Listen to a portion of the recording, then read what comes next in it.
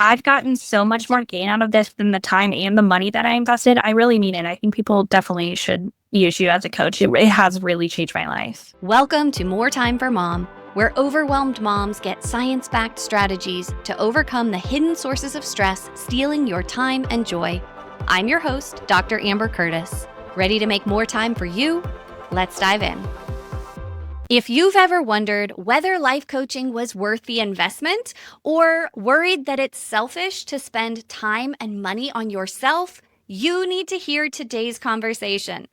I am beyond honored to have my former client Lauren on the show to share her concrete personal experience working with me one-on-one for over a year.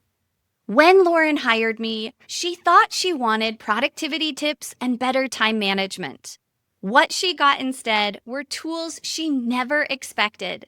Tools, she says, changed every area of her life. She discovered childhood wounds she didn't realize were still shaping her life. She got off anxiety medication. She went from not running in 14 years to running a marathon. She strengthened her marriage. She became a calmer mom. She gained confidence at work. And she finally felt able to say no without guilt. Today, you're going to hear from her exactly how all that happened.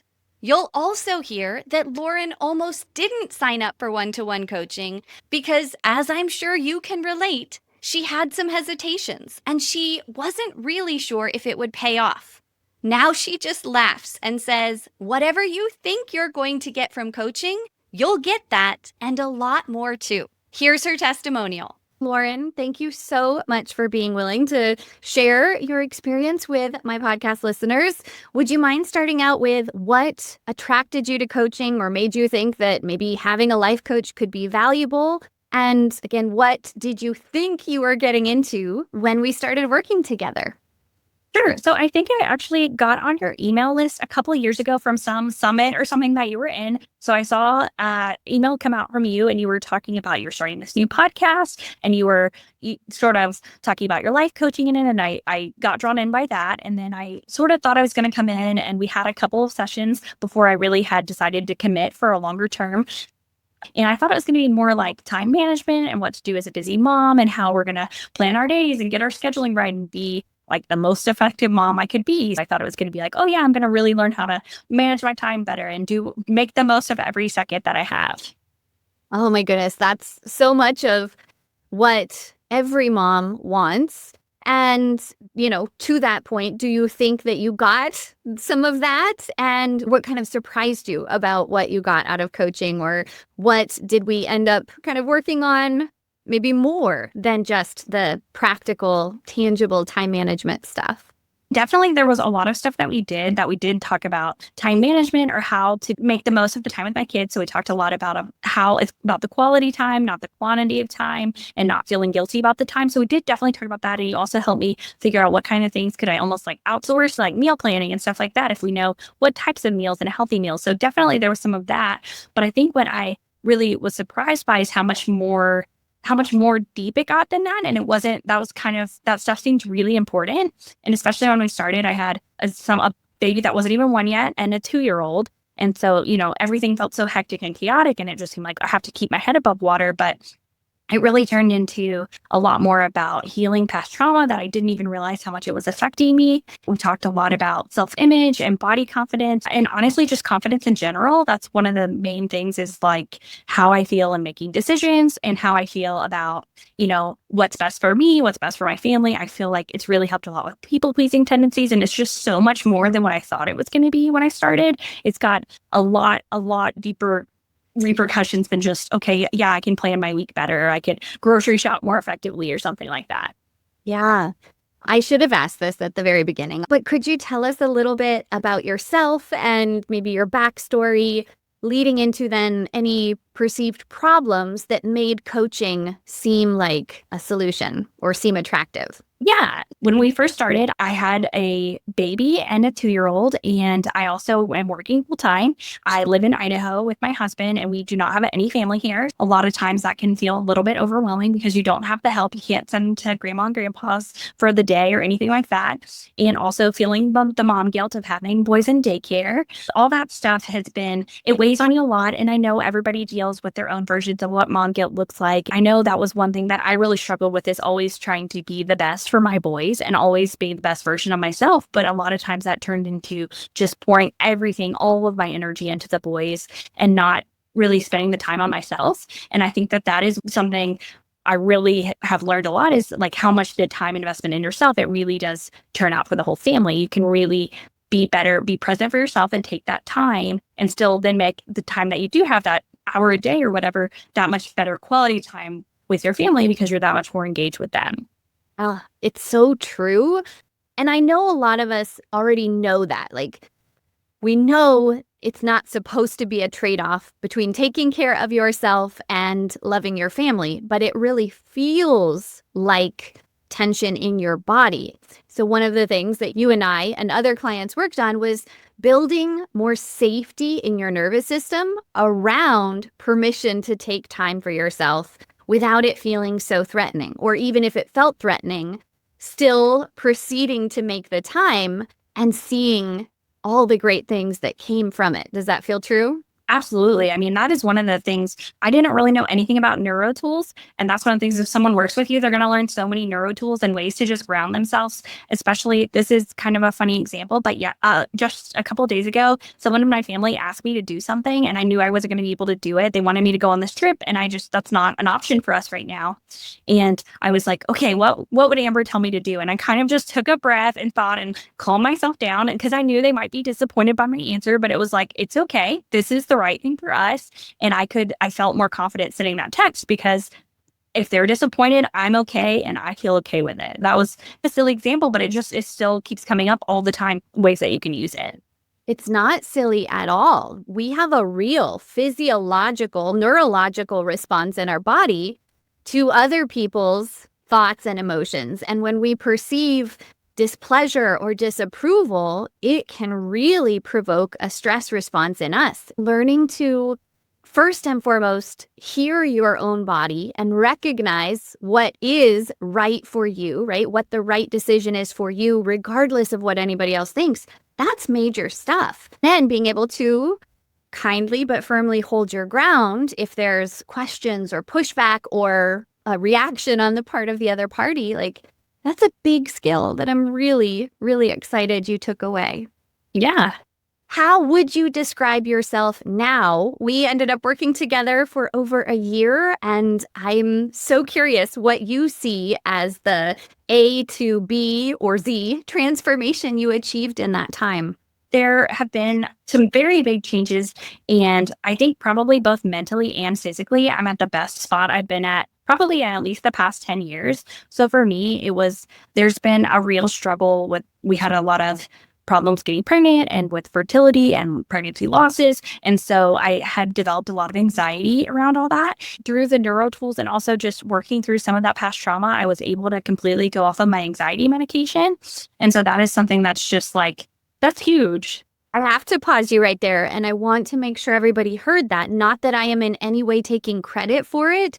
I just want to celebrate your feeling comfortable being in a position to handle life without medication that had gotten you through some really tough times in the past, and feeling like you had these neuro tools to handle, again, stress or big emotion or hard situations, something that can be then beneficial and had a place, but it's just really, really big that you got off your medication during our time together. That's amazing. Yeah.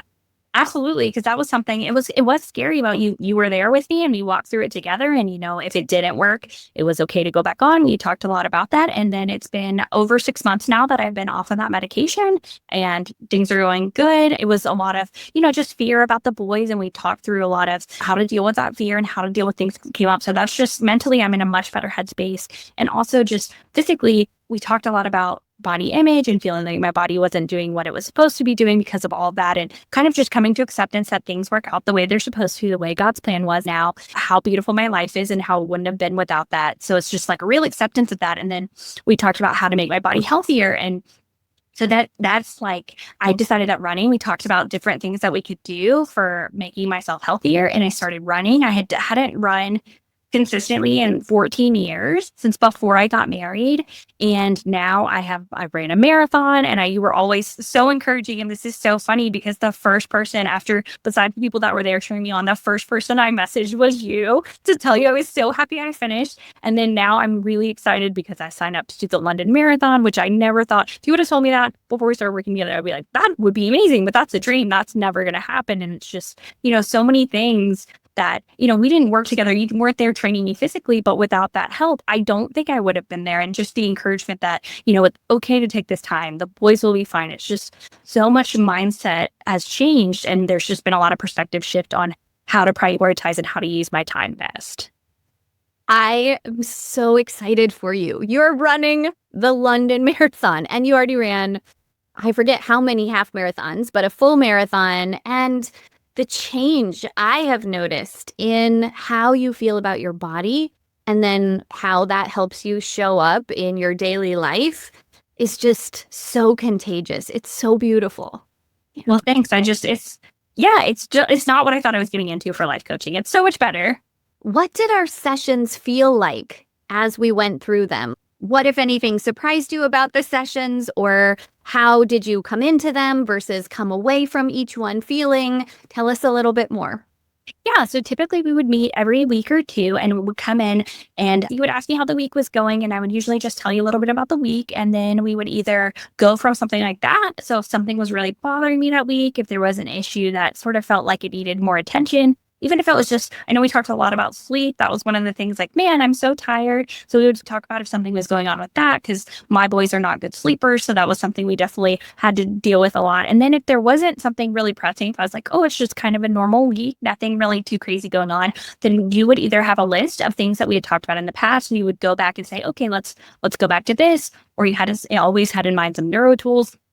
I always felt like we had something to talk about. That was something I wasn't sure going in, if this is going to be awkward. Am I going to know what to say? I was kind of nervous because I didn't know what to expect either, but you always had something to talk about, or it would just really easily flow. I always liked it because you're very easy to talk to. It's kind of like talking to a friend who always has really good advice. I know you're more than a friend, obviously, but you're a very good listener. I always felt really comfortable talking, and I felt like we could get into pretty deep topics pretty quickly, even before I had really known you that long. So we would usually I think we were meeting for about 45 minutes. And so it always worked really great for me. The only thing is it would be, kind of in the middle of a work day. So sometimes we would come in and I would, we would start talking, and then I'd be at the end, we would go through heavy stuff, and I would always feel a lot lighter after, but I might be a little emotional. So I had to give myself a few minutes before I went back to work, because I always, even if I came into the week and it was a bad week, I definitely always felt lighter and more at peace when we were done. I felt like I had the tools to handle it, or even if I just kind of got things off my chest, I really felt like I was in a better headspace always, every time after we met. Amazing. My goal is definitely for me to be the one that's doing the work, not the client, right? I want to be the safe space where you can come and pour your heart out and share things that maybe you're not able to bring to anyone else, or again, not feel pressure to bring anything at all. This coaching relationship is not about assignments and homework and, any expectation of you. It's me wanting to take off of your plate, off of your shoulders, the stress and the weight of whatever has been holding you down in life this far. I love that. Also, I did really like that you always sent us the recap after, and you always sent out some things to think about and some takeaways. So that way you can be really fully present. When I'm in the session, I don't have to worry about taking notes. I really loved that you always send the replay, and you always said, okay, here's kind of the main things, and here's some things maybe to work on for the week. So that was another thing I really liked. Yeah, I do that because I know how much I like to just have things in safekeeping for future reference if ever needed. And that way, you've got this whole encyclopedia of personal wisdom, right? Knowledge about you and your unique nervous system and your life that you can refer back to anytime. So there was hopefully no pressure in any particular moment that I've got to take this in and remember this moving forward. That's all safely stored away for you. I'm glad that that worked and you liked it. Yeah. Yeah.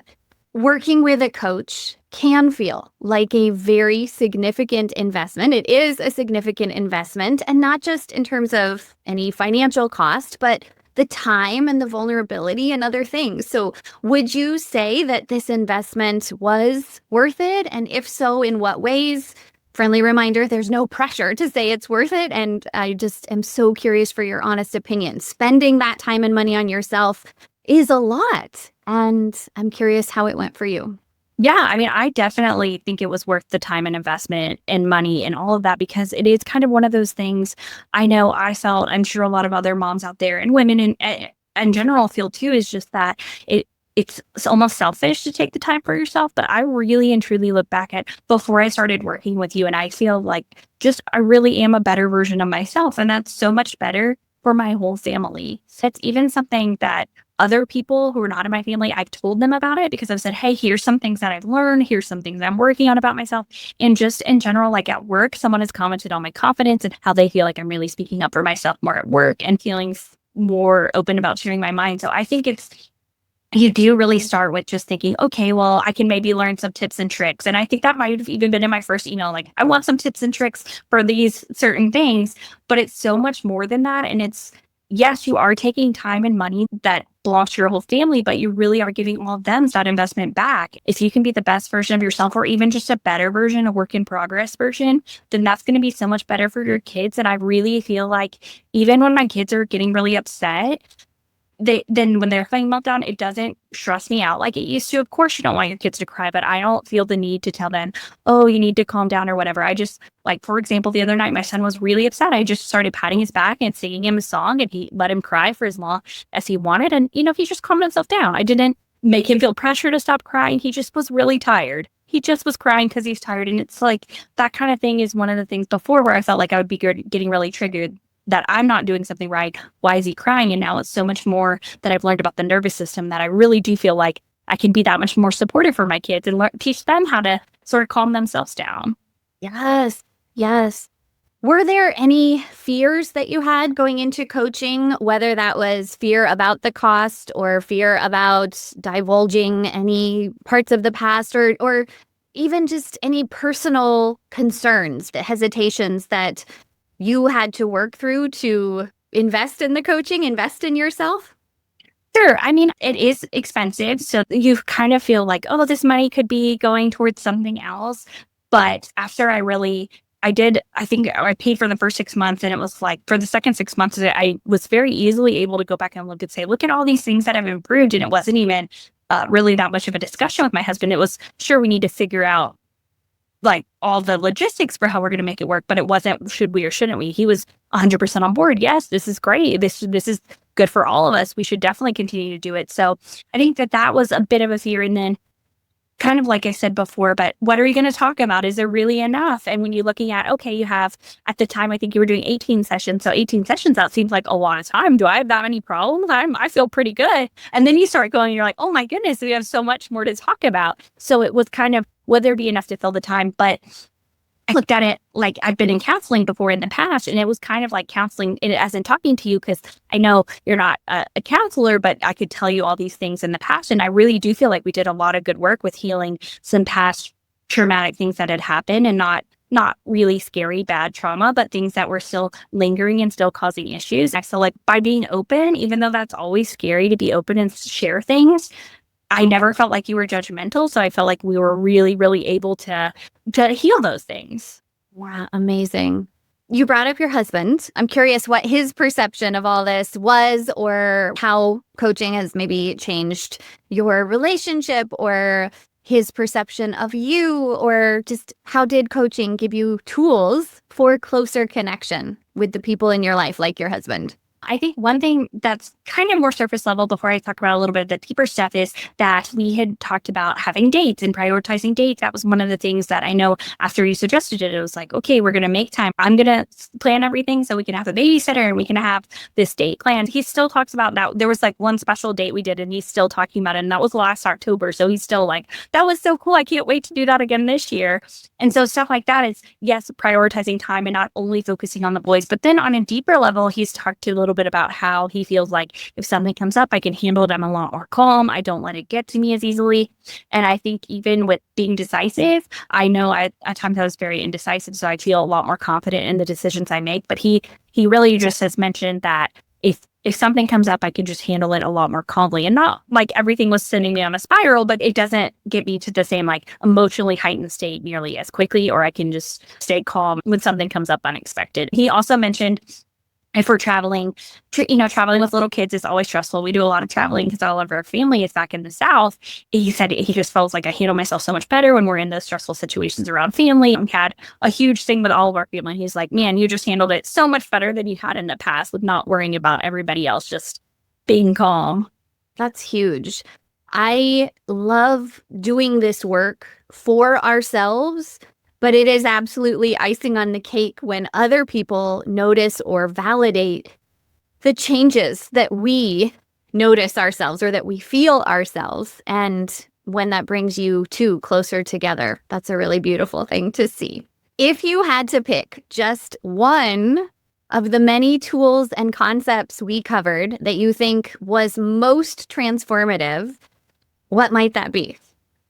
There's a lot of things that were really helpful, but I really think that one of the most important things is just that it's okay to take time for yourself. Taking time for yourself, it really rejuvenates you and restores you to where you can be more present. Whereas if you're spending exactly the same amount of time, like only with your kids, only pouring into your kids, for example, you're going to feel more burned out and you're not going to be able to enjoy that time as much. I really feel like by me taking 1 hour a day to run, it's made it that as soon as I get done, I can't wait to go. If my kids, usually my husband will go pick up the boys, and then when I'm done running, I go upstairs and then I can spend the time with them. And it's just, it makes me more grateful for the time with them. It's really good for me mentally and physically. So it's okay to spend time on yourself, even if it's not that, even if it's reading or even if it's another hobby. It's okay because you feel better and then you can really enjoy the time and not be resentful of, oh, someone else, like my husband is getting to do this. Why can't I? It's so good because I felt like at first I can't do that. That's selfish, but it's really not. It really is better for everyone if you can spend the time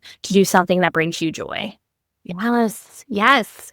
I love it. We talked through so much around that because that's a perfect example of something that sounds really simple and intuitive to our brain.